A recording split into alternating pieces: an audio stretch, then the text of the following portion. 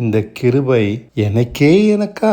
இன்றும் தேவன் தன் ஜனங்களை காப்பாற்றுகிறார். இன்று நான் உன்னை ஜெனிப்பித்தேன், நீ என் குமாரன், என் வலது பாரிசத்தில் வந்து உட்கார், உன் எதிரிகள் எல்லோரையும் உன் பாதப்படியாக்கி போடுவேன் என்கிறார் எபிரேயர் 1:5. இதை உணர்ந்த தாவீது, கர்த்தர் நல்லவர், அவர் கிருபை என்றும் உள்ளது என்று பாடுகிறான். ஆம், அவர் கிருபை நம்மை காப்பாற்றும், போதிக்கும், கண்டிக்கும், வழிநடத்தும், பரிசுத்தப்படுத்தும், கீழ்ப்படிய சொல்லித்தரும், பழுதற்ற வாழ்க்கை வாழச் செய்யும், நம்மை நீதிமானாக்கும், தேவனுக்கு முன் மாசற்றவனாக நிறுத்தும், ஆமாம், குறைவற்றவனாக நிறுத்தும். கிறிஸ்துவின் பரிபூரணத்தை நம் மாம்சத்தில் இருக்கிற நமக்கு சுத்திகரித்து தரும். மேலும் இந்த உலகத்தில் நன்மையினால் நம்மை நிரப்பும். அது நம்மை ஆளுவதால் நாம் அதை மீறி செயல்பட முடியாது. கிருபை வாழ்க்கையை வித்தியாசமாக பார்க்க வைக்கிறது. நம் புத்தியின்படி நாம் வாழ்வதில்லை. அதன் பின்பு அது வெளிச்சம். அந்த வெளிச்சத்தில் நாம் நமக்காக வாழாமல் தேவனுக்காக வாழ்வோம், தேவனால் வாழ்வோம். தேவனை கொண்டு சகலவற்றையும் அவர் சித்தப்படி செய்து வாழ்வோம். நம் சித்தமெல்லாம் செய்ய மாட்டோம். நாம் அவருக்கு அடங்கி விட்டோம். அதனால் மேலும் வெளிச்சம் பெறுகிறோம். அதனால் எதை எதை எப்படி செய்ய வேண்டும் என்கிற ஞானம் தானாக பிறக்கிறது. தீமையை விட்டு விலகி நன்மை செய்யப்படுகிறோம். பணம்தான் வாழ்க்கை என்று வாழ்ந்த நாம் அப்படி பாராமல் அவர் சித்தம்தான் வாழ்க்கையாக பார்க்க கற்றுக்கொண்டோம்.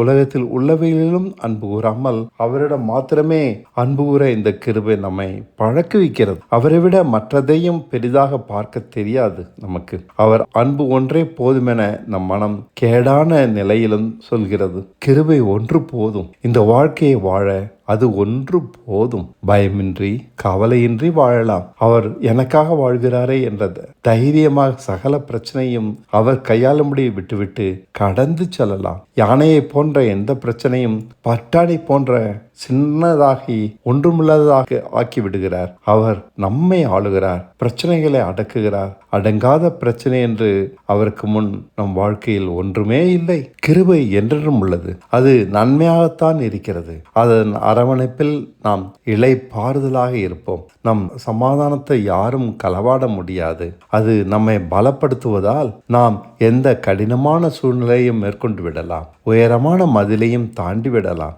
ஒரு சேனைக்குள் பாயலாம். கிருபை நம்மை பலப்படுத்தினால் மட்டும் போதும். அவர் தரும் ஆலோசனைகள் அற்புதமானவை. அது நம் எதிரியை மடங்கடித்து விடும். நம்மை ஜெயத்தினால் தாங்குவது ஒன்றுதான் அதன் வேலை.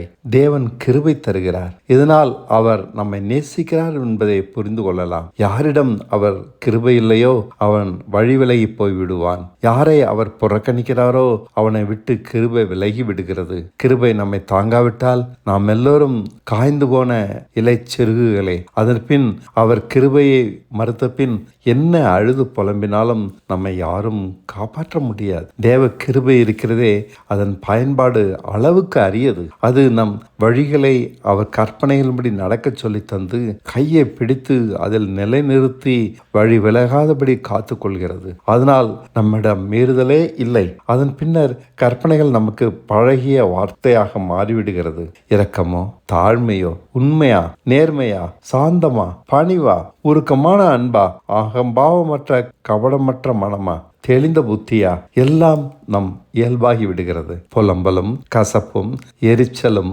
கோபமும் மறைந்து காணாமல் போகிறது. எளிதாக விட்டு கொடுக்கிறோம், எளிதாக மன்னித்து விடுகிறோம், எளிதாக மறந்து விடுகிறோம். குரோதம் இல்லை, பழி வாங்குவதில்லை, பிறர் செய்த தீமைகளை நினைப்பதில்லை. இதனால் தான் தேவன் நமக்கு நல்லவராக தெரிகிறார். எவ்வளவு குரூரமான மனிதனையும் நாம் தயவாக பார்க்க அவருடன் பழக முடிகிறது. கிருபை தரும் பலத்தால் வாழ்வதால் அவர்களால் வரும் ஆபத்துகளை நாம் அலட்சியம் செய்ய முடிகிறது. அவர்கள் நம்மை ஒன்றும் செய்ய முடிவதில்லை. நாம் அவர் கற்பனைகளை சிறிதும் மீறாதபடி கிருபை காப்பதால் எப்போதும் ஜெயமே, எதிலும் ஜெயமே. நாம் பணத்தை சார்ந்தில்லை, மனுஷர்களை சார்ந்தில்லை, அவர் கிருபையை சார்ந்திருக்கிறோம். அவர் கற்பனைகளின்படி நம் நடைகளை காத்துக்கொள்வதால் நிச்சயம் ஏமாறுவதில்லை, நிச்சயம் தோல்வி அடைவதில்லை. அவர் கிருபை நம் நடைகளை அவர் கற்பனைகளின்படி உடன்படிகளின்படி நிலைத்து நிற்க செய்வதால் அவர் கிருபை நம்மை விட்டு விலகுவதில்லை, கைவிடுவதில்லை. இந்த கிருபை அற்புதமானது இல்லையா? அது நமக்குள்ளே உடன்படிக்கை கற்பனைகளையும் காக்க சொல்லி தந்து நிலைநிறுத்துவதும் அதன் வேலை. அதன் பலனாக எதிரிகளை மடங்கடித்து ஓடச் செய்வது அதுதான். இந்த கிருபை ஒன்று போதும். நம்மை வாழ வைக்கும், மயங்க விடாது, பரிதபிக்க விடாது. கொடுமைகள் சுற்றி கொள்கின்றன, தவிப்புகள் சஞ்சலங்கள் மாறி மாறி போட்டு எடுக்கின்றன. தூங்க முடியாத நாட்கள் அநேகம். ஆனாலும் நான் மனம் தளரவில்லை, மதி மயங்கிவிடவில்லை. அவர் கிருபை ஆளுகிறது என்பதால் பொறுமையாக இருக்கின்றேன். வழிகளை எண்ணாமல் சகித்துக் கொள்கிறேன். என் போராட்டங்கள் கடினமானவை, ஆனாலும் கிருபை ஆளுவதால் அவர் என்னோடு இருக்கிறார் என்ற உறுதியை அது தருகிறபடியால் எந்த கடினமான சூழ்நிலையும் அலட்சியம் செய்கிறேன். அவர் என்னோடு இருக்கிறார் என்பதற்கு என்ன அர்த்தம்? என்னை அவர் உருக்கமாய் கவனிக்கிறார். நாடோடியாய் வாழ்ந்தாலும் நிர்வாணியாய் நின்றாலும் ராஜாவை போல உணர்கிறேன். செல்வமும் சிறப்பும் தராத அமைதியை பெறுகிறேன். ஆம், கிருபை என்றென்றும் உள்ளது. அது எனக்கே எனக்குத்தான். என்னை பாதுகாக்க எதுவும் இல்லை, சார்ந்து கொள்ள ஆதாரம் எதுவும் இல்லை. வானத்தையும் பூமியும் உண்டாக்கின தேவனிடமிருந்து ஒத்தாசை வருகிறதே. இதைவிட சிறந்தது எது? இதைவிட என்ன வேண்டும்? அவர் கிருபையை பற்றி விவரிக்கவா? அவர் கண்கள் எப்போதும் என்னை நோக்கியே இருக்கிறது. உலகத்தில் உள்ளவைகளை எதையும் கவனிப்பதில்லை. நான் தான் அவருக்கு முக்கியம். என்னை விட்டு விலகாமலும் கைவிடாமலும் கவனமாக எப்போதும் இருக்கிறார். நான் அவருக்கு விசேஷமானவன். என் நினைவுகளை ஆராய்ந்து என் வழிகளை அவர் சீர்படுத்துகிறார். என்னை கண்டித்தாலும் அரவணைக்கிறார். இந்நாள் வரை தன் தோளில் என்னை சுமந்தவர் இவர் மட்டுமே. இதுவரை கடந்து வந்த நாட்கள் அநேகம். ஒருபோதும் அவர் என்னை விட்டு கொடுத்ததில்லை. என் மீறுதல்களை அவர் பொறுத்தது, சகித்து கொண்டது மேலான விஷயம். நான் அவருக்கு முக்கியம். ஏன் முக்கியம்? எனக்கு தெரியாது, தெரியவும் இல்லை. அவர் என்னை தூக்கி போட்டு விடவில்லையே. நேசிக்கிறார் என்பது இப்போது விளங்குகிறது. நான் நல்லவன் என்றா என்னிடம் அன்பாக இருக்கிறார்? இல்லை, இல்லவே இல்லை. என்னை சகித்து கொண்டார் என்றுதான் சொல்ல வேண்டும். எனக்கு நன்மை செய்யவும் தெரியாது, தீமையை விட்டு விலகவும் முடியாது. மனுஷனாக பிறந்த எவனுடைய நிலையும் இதுதான். இது ஒன்றுதான். தேவனற்றவர்கள் நாம், தேவனால் ஏற்றுக்கொள்ள முடியாதவர்கள் நாம். இப்படி இருக்க அவர் ஏன் என்னை நேசிக்கிறார்? இதற்கு பதில் இல்லை. பதில் கண்டுபிடிக்க முடியாத கேள்விகளில் இதுவும் ஒன்று. கிருபை என்று இதற்கு பெயர். அவரால் தகுதி பெற்றோம் இலவசமாக. அவரால் மாறி இருக்கிறோம் முழுமையாக. அவரால் பிழைத்திருக்கிறோம் பரிசுத்தமாக. அவரால் ஜெயித்திருக்கிறோம் தடுமாற்றம் இல்லாமல். இதனால் தான் அவர் கிருபை இன்றும் உள்ளது என்று சொல்கிறோம். அவரே என்னை மீட்டார். அவர் என்னிடம் எரிச்சல் காட்டவில்லை, தயவை காண்பித்தார். என் மீறுதல்களை மன்னித்தபடியால் நான் பிழைத்திருக்கிறேன். என் பாவங்களை நினையாதபடியால் நான் நிமிர்ந்து நிற்கிறேன். நான் நீதிமான் அல்ல, நீதிமானாய் ஆக்கப்பட்டவன். நான் பரிசுத்தவான் அல்ல, பரிசுத்தமாய் ஆக்கப்பட்டவன். என் வழிகளை கவனமாய் சீர்படுத்தியது அவரே. அவரால் தகுதி பெற்றவன் நான். இதனால் என் இருதயம் சுத்தமாகி உள்ளது, மனசாட்சி உணர்வுள்ளதாக மாறியது. என் நினைவுகளும் சிந்தனைகளும் தெளிவுபட்டது. நான் எதை விசுவாசித்தேனோ அதை அடைந்தேன். கிறிஸ்துவை போல பரிசுத்தமானதை விசுவாசித்தேன், அதை அடைந்தேன். கிறிஸ்துவை போல ஞானமுள்ளவனாவதை விசுவாசித்தேன், அதையும் அடைந்தேன். கிறிஸ்துவை போல கீழ்ப்படிந்து என்னை குறித்த தேவசித்தமெல்லாம் நிறைவேற்றுவேன் என்பதையும் விசுவாசித்தேன், அதையும் கொஞ்சம் கொஞ்சமாக அடைகிறேன். முழுமையாக நான் மாம்சத்தின் கட்டுகளிலிருந்து அவரை போல விடுதலையாக விசுவாசித்தேன், அந்த மீட்பையும் அடைந்தேன். இப்படி நான் அவரால் தகுதி அடைந்தவன், அவராலே முழுமையாக மீட்கப்பட்டவன் நான். 1 கொரிந்தியர் 1 கடைசி வசனம். அவருடைய நல்ல ஆவி என்னை செம்மையான பாதையில் நடத்துகிறது. கர்த்தருக்கு பிரியமானவைகளை மட்டுமே செய்ய அது எனக்கு போதிக்கிறது. பரிசுத்த ஆவியால் நான் உணர்வுள்ளவனானேன். என் கண்கள் அப்போது தெளிவாக பார்த்தன. இருளையும் வெளிச்சத்தையும் பிரித்து பார்த்தன. இருளையும் வெளிச்சத்தையும் பிரித்து காண்பித்ததால் என் வாழ்க்கை வெளிச்சமுள்ளதாகியது. அவர் எனக்கு தன் ஆவியையே தந்ததால் நான் அவரை போல சிந்தித்தேன், அவரை போல செயல்பட்டேன். அவர் ஆலோசனைகளும் பலனும் எப்போதும் என் கூட இருந்தன.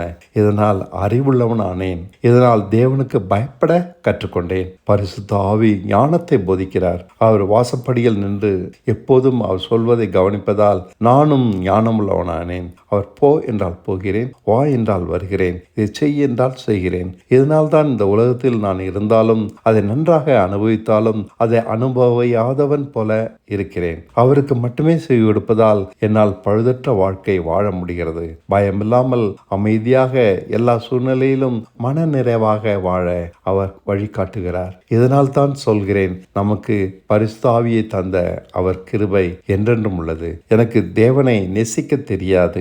என் தேவைக்காக மட்டுமே தேவனை அண்டுவேன். மற்றபடி நான் அவரை பிரியப்படுத்தி வாழ என்ன அவசியம்? அவரை நேசிக்க என்ன அவசியம்? அவர் என்னை நேசித்தால் போதாதா?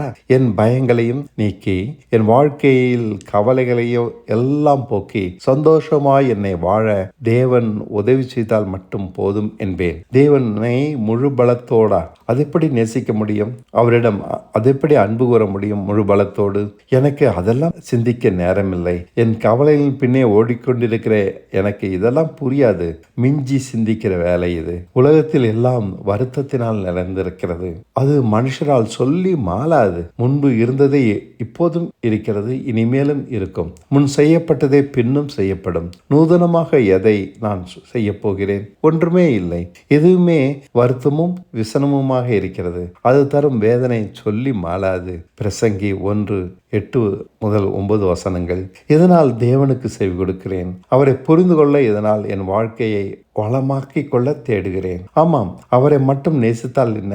முழு மனதோடு அவர் வழிகளை தேடுகிறேன். முழு ஆத்மாவோடு அவர் உடன்படிக்கைகளை கை கொள்கிறேன். அவருக்கு மட்டும் செவி கொடுத்தால் போதுமா? இது நூதனமாக இருக்கிறதே. பிரசங்கி 1:10. இதனால் பயமில்லாமல் அமைதியாக குறைவின்றி வாழ முடியுமா? இதுதான் நூதனம். நீதிமொழிகள் 1:33. இது நாம் யாரும் கேள்விப்படாத வினோதமான விசேஷம் அல்லவா? அவர் சொல்கிறார், நீ விலகிக்கொள், நான் உனக்காக வாழ்கிறேன் என்று. இது உலகத்தில் நூதனம் இல்லையா? நமக்கு முன்னே இப்படி வாழ்ந்தவர்களை கேள்விப்பட்டு இருக்கிறீர்களா?